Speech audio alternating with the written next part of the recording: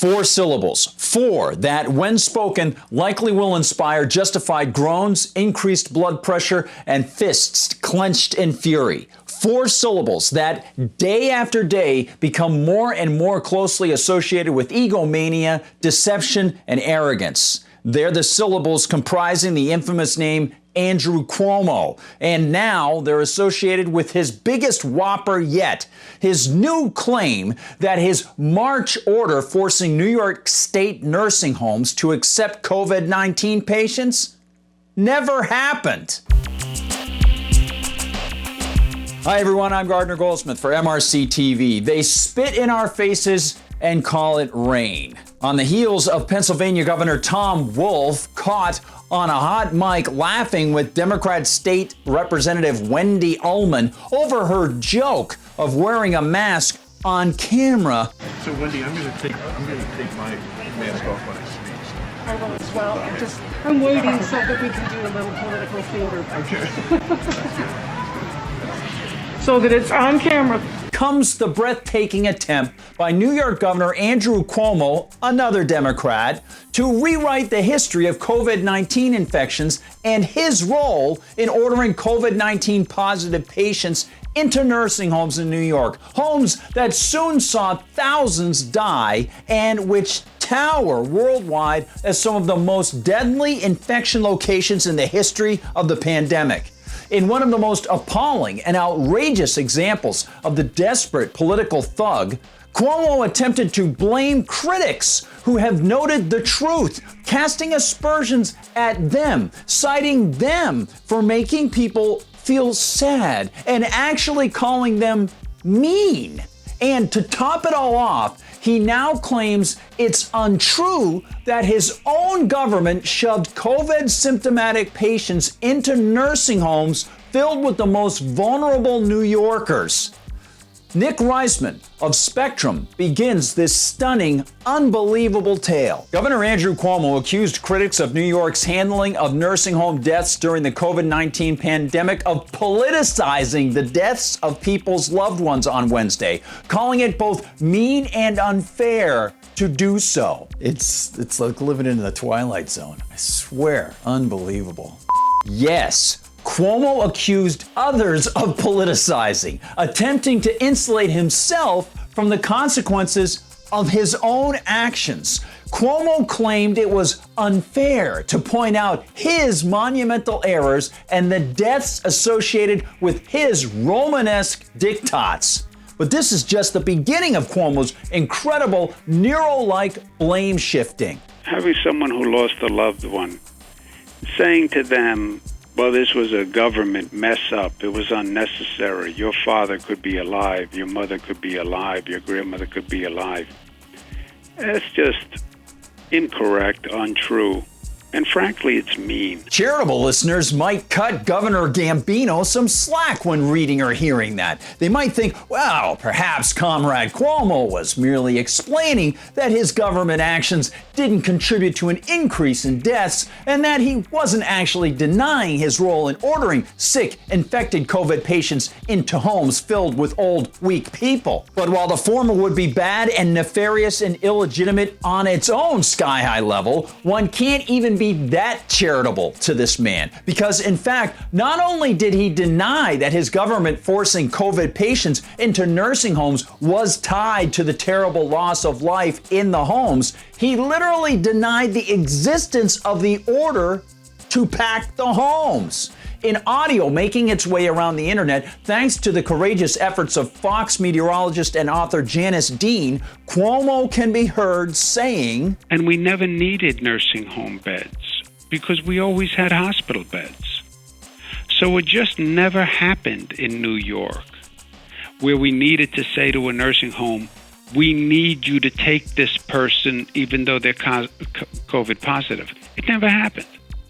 We had extra beds.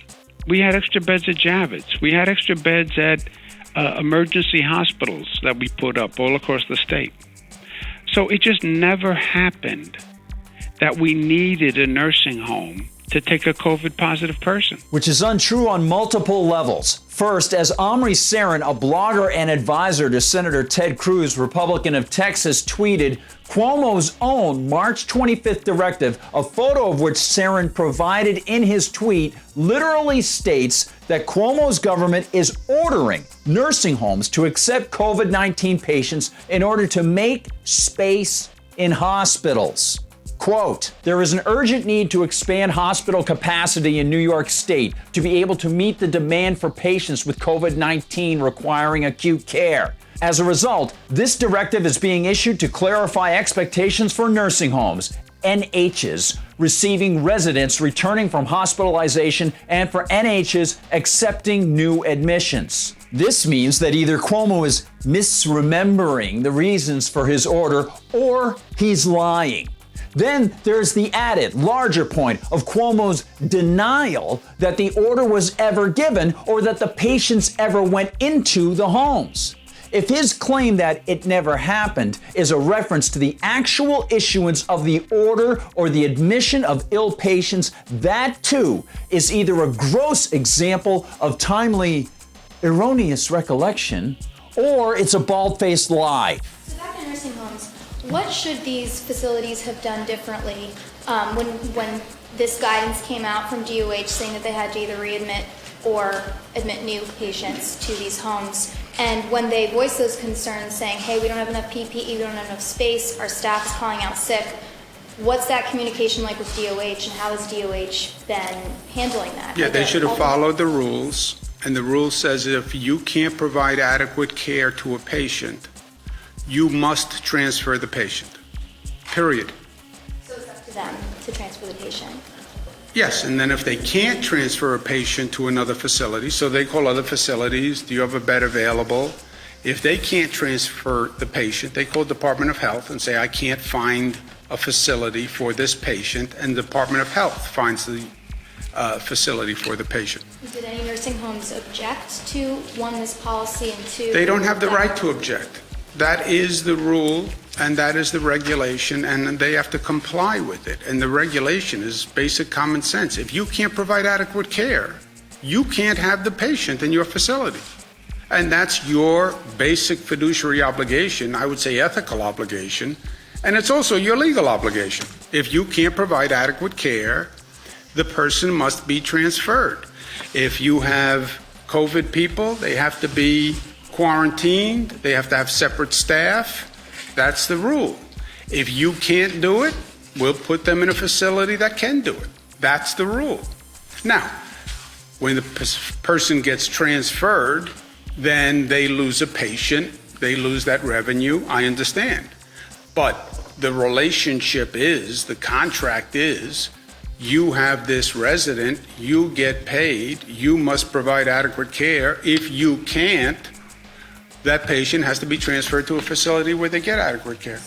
And how many calls have you gotten from DOH, from these facilities to DOH, specifically from these nursing homes if they can't comply?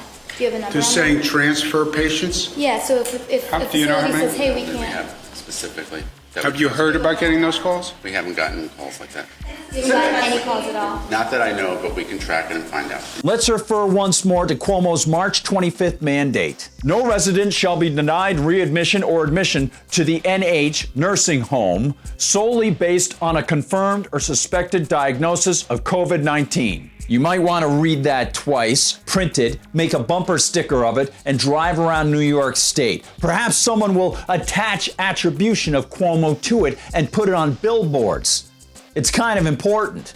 And no amount of Orwellian memory holding and revisionist history on the part of Comrade Cuomo can change this. In fact, not even the New York government removing the order from its website can change the truth. As Fox News reported in May, after word of the rising COVID-19 death toll at nursing homes began to spread, the Cuomo government removed that directive from its website. The webpage that once contained the order now directs to a page indicating that the file is not found. The archive indicates that the deletion occurred sometime after May 5th, around the time that criticism over New York's nursing home fatalities intensified. Thankfully, people interested in truth made sure the document was saved on the Internet Wayback Machine archive, and it can be found still. It's doubtful that Mr. Cuomo was involved in that saving process because he appears to be very uninterested in truth.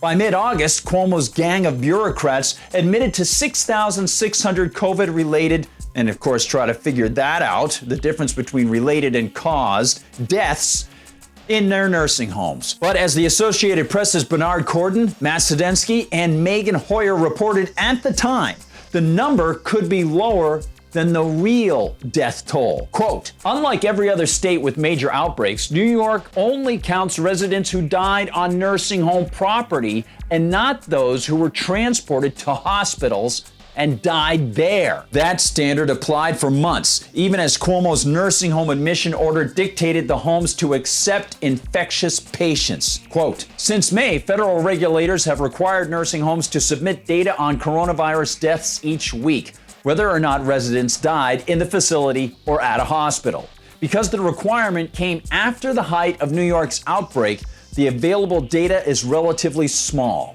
And get this, in July, Cuomo's government tried to blame infected nursing home staffers for the deaths of elderly people who were infected while his policy saw sick and highly contagious COVID-19 patients packed into the facilities. If you look at when the visitors were allowed in, they were allowed in up until about mid-March. The spike in the nursing homes was like 7 days, 14 days after that. So what the report was saying, between the family coming in and the staff, they were the transporters of the virus. And now, yes indeed, now Cuomo's got the unmitigated gall to take it a step further and claim it never happened. And get this. The New York Post's David Marcus tells us that Cuomo's salary is scheduled to rise by $71,000 unless somebody stops it. As Marcus adroitly observes, it's good to be king. All hail Cuomo Rex. And don't ever question the words of the king, because it seems that the truth doesn't make His Majesty look very good. Thanks so much for watching, everybody. Remember, like and subscribe if you're watching in YouTube. I will see you there in the comments section.